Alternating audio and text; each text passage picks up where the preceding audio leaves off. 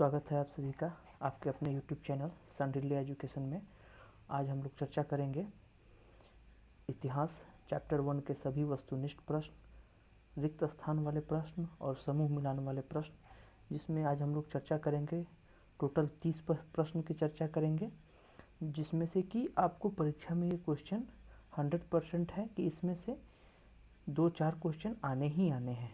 ठीक है, तो आज हम लोग टोटल 30 प्रश्न का चर्चा करेंगे। अगर आप लोगों को वीडियो अच्छा लगे तो लाइक शेयर करें और हमारे चैनल को सब्सक्राइब करें, अपने दोस्तों के साथ भी शेयर करें। ठीक है, तो आइए शुरू करते हैं क्वेश्चन आंसर।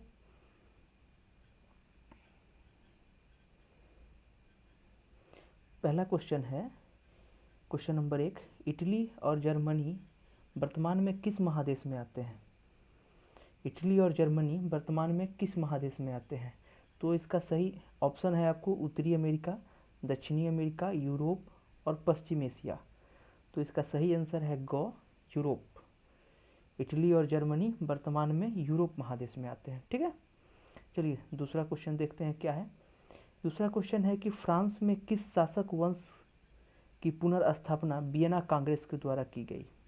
ठीक है, मतलब फ्रांस में किस शासक वंश की पुनर्स्थापना वियना कांग्रेस के द्वारा की गई? ऑप्शन है आपका क में हैम्सबर्ग, ख में आर्लिया वंश, ग में बुर्बो वंश और घ जारशाही। तो इसमें आपका सही आंसर है ग, बुर्बो वंश। फ्रांस में किस शासक वंश की पुनर्स्थापना वियना कांग्रेस द्वारा की गई? तो आंसर है बुर्बो वंश। ठीक है, आइए तीसरा क्वेश्चन देखते हैं। तीसरा क्वेश्चन है आपका, मेजनी का संबंध किस संगठन से था? मेजनी का संबंध किस संगठन से था? तो ऑप्शन है आपका क लाल सेना, ख कार्बोनरी, ग फिलिप हेटारिया, घ डाइट। तो मेजनी का संबंध जो था वो कार्बोनरी से था। ठीक है, तो इस प्रकार ख आंसर सही हुआ। अब चौथा आंसर की तरफ देखते हैं, चौथे क्वेश्चन की तरफ देखते हैं। चौथा क्वेश्चन है आपका, इटली एवं जर्मनी के एकीकरण के विरुद्ध निम्न में से कौन था?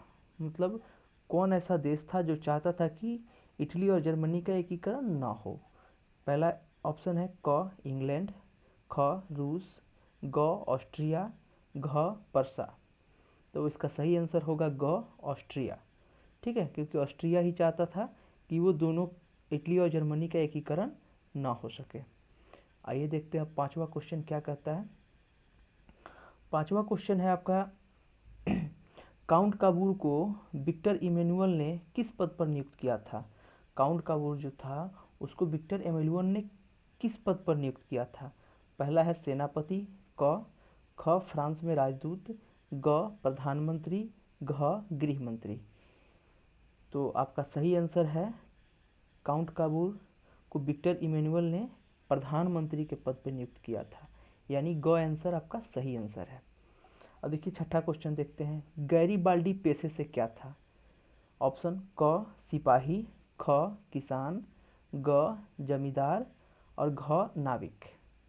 तो गैरीबाल्डी जैसा कि आप सभी जानते हैं कि पेशे से नाविक था, इस प्रकार घ आंसर इसका सही आंसर है।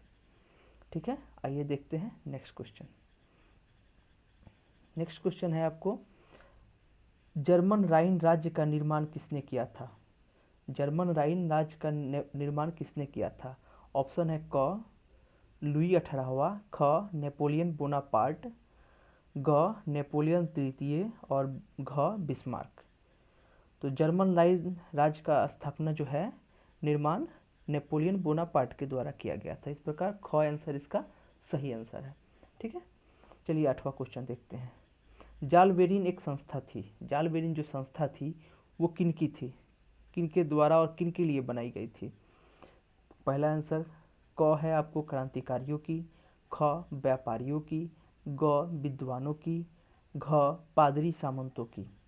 तो ये जो जालबेरिन संस्था थी वो व्यापारियों की थी। ठीक है, इस प्रकार ख आंसर आपका सही आंसर है। आइए देखते हैं नेक्स्ट क्वेश्चन। नेक्स्ट क्वेश्चन है आपका, ये रक्त एवं लौह की नीति का अवलंबन किसने किया था? जो रक्त और लौह की नीति थी उसका अवलंबन किसने किया था? क मेजिनी, ख हिटलर, ग बिस्मार्क और घ विलियम प्रथम। तो ये जो रक्त और लौह की नीति थी उसका जो अवलंबन है बिस्मार्क ने किया था, यानी ग आंसर आपका सही आंसर है। ठीक है, चलिए 10वें क्वेश्चन की तरफ बढ़ते हैं। 10वां क्वेश्चन आपको कहता है कि फ्रैंकफर्ट की संधि कब हुई थी। फ्रैंकफर्ट की जो संधि हुई थी वो कब हुई थी। ऑप्शन है क 1864, ख 1866, ग 1870, घ 1871। तो जो फ्रैंकफर्ट की संधि है वो 1871 ईस्वी में हुई थी। ठीक है, तो इस तरह से आपका घ ऑप्शन सही है। चलिए आइए अब नेक्स्ट क्वेश्चन की तरफ बढ़ते हैं।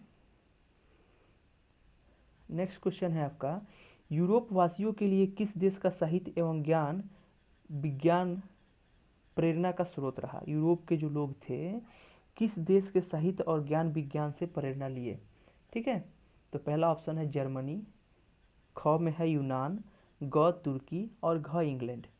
तो ये जो यूरोप के लोग थे इन्होंने ज्ञान और विज्ञान और साहित्य का जो प्रेरणा लिया था वो यूनान से लिया था, यानी ख ऑप्शन आपका सही होता है। ठीक है, चलिए 12 क्वेश्चन है टोटल इसमें, ऑब्जेक्टिव टाइप में केवल 12 ही क्वेश्चन है। ठीक है, तो 12वां क्वेश्चन है आपका, 1829 ईस्वी की एड्रियानोपुल की संधि किस देश के साथ हुई। पहला ऑप्शन है क तुर्की, ख यूनान, ग हंगरी और घ पोलैंड। 1829 ईस्वी की एड्रियानोपुल की संधि किस देश के साथ हुई। तो ये जो संधि है वो तुर्की के साथ हुई थी। इस प्रकार आपका क ऑप्शन सही होता है। ठीक है, और ये इसमें मात्र आपको 12 क्वेश्चन ही था ऑब्जेक्टिव टाइप में। चैप्टर 1 इतिहास यूरोप में राष्ट्रवाद में आपको ऑब्जेक्टिव मतलब वस्तुनिष्ठ प्रश्न केवल 12 थे, 12 को हमने डिस्कस किया। आइए नेक्स्ट क्या है। नेक्स्ट में है आपको रिक्त स्थानों की पूर्ति करने के लिए दिया गया है। ठीक है, और रिक्त स्थान आपको 6 हैं। आइए हम लोग समझते हैं इस पे। डैश के युद्ध में एक महाशक्ति के पतन पर दूसरी यूरोपीय महाशक्ति जर्मनी का जन्म हुआ था। कौन ऐसा युद्ध था जिसमें यूरोपीय महाशक्ति जर्मनी का जन्म हुआ। तो इसका सही आंसर होगा सेडान। सेडान का जो युद्ध था उसमें जर्मनी महाशक्ति के रूप में सामने आई थी। ठीक है, तो यहाँ पे आप लोग भर लीजिएगा जर्मनी, जर्मनी होगा यहाँ पे। हालांकि हम आपको दे देंगे इसका लिंक। ठीक है, आपको नीचे आंसर इसका सबका मिल जाएगा। दूसरा क्वेश्चन है आपका, सेडोवा का युद्ध डैश और डैश के बीच हुआ था। मतलब खाली स्थान आपको वहाँ पे भरना है, किसके बीच में हुआ था, किन दो देशों के बीच में सेडोवा का युद्ध हुआ था। तो सेडोवा का जो युद्ध है ऑस्ट्रिया और पर्सा के बीच में हुआ था। ठीक है, तो यहाँ पे आप ऑस्ट्रिया भरेंगे और यहाँ पे आप पर्सा भरेंगे, यहाँ पे पर्सा और यहाँ पे ऑस्ट्रिया। ठीक है, और यहाँ पे आपको भरना है सेडान। ठीक है, तीसरा क्वेश्चन, 1848 ईस्वी की फ्रांसीसी क्रांति ने डैश युग का भी अंत कर दिया। ठीक है, तो 1848 ईस्वी की फ्रांसीसी क्रांति ने कौन सा युग था, तो वो युग था मेटरनिक, मेटरनिक युग था वो। ठीक है, तो मेटरनिक युग के समाप्ति किया था। आइए देखते हैं चौथा क्वेश्चन। चौथा क्वेश्चन है, वेटिकन सिटी के राजमहल जहां डैश रहते थे जो इटली के एकीकरण से बचा रहा। ठीक है, तो वेटिकन सिटी के राजमहल वहाँ पोप रहते थे। ठीक है, तो आपको फर्स्ट वाले में यहाँ पे पोप भरना है, फर्स्ट वाले में आपको यहाँ पे पोप भरना है, और दूसरी जगह है इटली के एकीकरण से बचा रहा। ठीक है, पांचवा क्वेश्चन की तरफ देखते हैं। यूनान को एक स्वतंत्र राष्ट्र घोषित करने के बाद बवेरिया के शासक, ठीक है, डैश वहाँ का राजा घोषित किया गया। मतलब बवेरिया का जो शासक था, जो यूनान का मतलब राजा घोषित हुआ, उसका क्या नाम था, तो उसका नाम था ओटो। आप यहाँ पे पांचवें क्वेश्चन पे ओटो भरेंगे। ठीक है, हंगरी की राजधानी डैश है, मतलब हंगरी की राजधानी कहाँ है, तो इसका आंसर होगा बुडापेस्ट।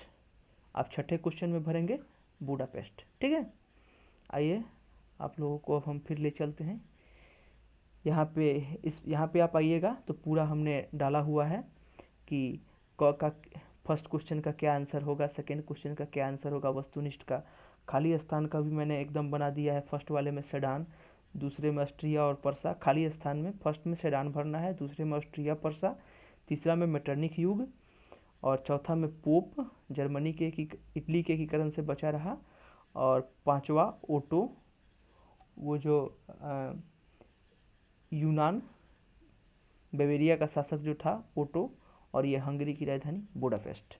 ठीक है, तो अगर आपको इसमें किसी प्रकार का डाउट रह गया हो तो ज़रूर कमेंट करें। अब आइए जो फिर नेक्स्ट क्वेश्चन है। अभी तक हम लोगों ने कुल 18 क्वेश्चन का डिस्कस किया, बाकी बचे 12 क्वेश्चन जिसमें समूह का मिलान करना है। ठीक है, समूह का मिलान जो उससे संदर्भित रहता है उसी के साथ किया जाता है।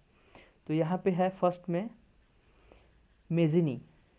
मेजिनी इटली का रहने वाला था। ठीक है, हीगेल एक दार्शनिक थे। ठीक, बिस्मार्क कौन थे? तो बिस्मार्क एक जर्मन चांसलर थे। विक्टर इमैनुअल कौन थे? तो ये एक राजनीतिज्ञ थे। वियना सम्मेलन सन 1815 ईस्वी में हुआ। मेटरनिक युग का पतन सन 1848 ईस्वी में हुआ। इटली का एकीकरण 1781 ईस्वी में हुआ। सेडान युद्ध 1870 ईस्वी में हुआ। कोसुथ हंगरियन राष्ट्रवादी नेता थे। एड्रियानोपोल की संधि 1829 ईस्वी में हुई। यूनान की स्वतंत्रता 1832 ईस्वी में हुई। पोलैंड में आंदोलन 1863 ईस्वी में हुई। चलिए, समूह का मिलान आपको फिर से हम दोहरा देते हैं। आप लोग अपने बुक वगैरह में चाहे कहीं भी नोट्स बना रहे होंगे तो उसको टिक कर लीजिएगा। ऐसे आपको पीडीएफ जो है वो टेलीग्राम चैनल सांडिल्या एजुकेशन पे मिल जाएगा। तो पहला है आपका मेजिनी का मिलान करना है इटली से। हीगेल दार्शनिक, बिस्मार्क जो हैं वो जर्मन चांसलर थे। विक्टर इमैनुअल राजनीतिज्ञ थे। वियना सम्मेलन हुआ था आपको 1815 ईस्वी में। मेटरनिक युग का पतन हुआ था 1848 ईस्वी में।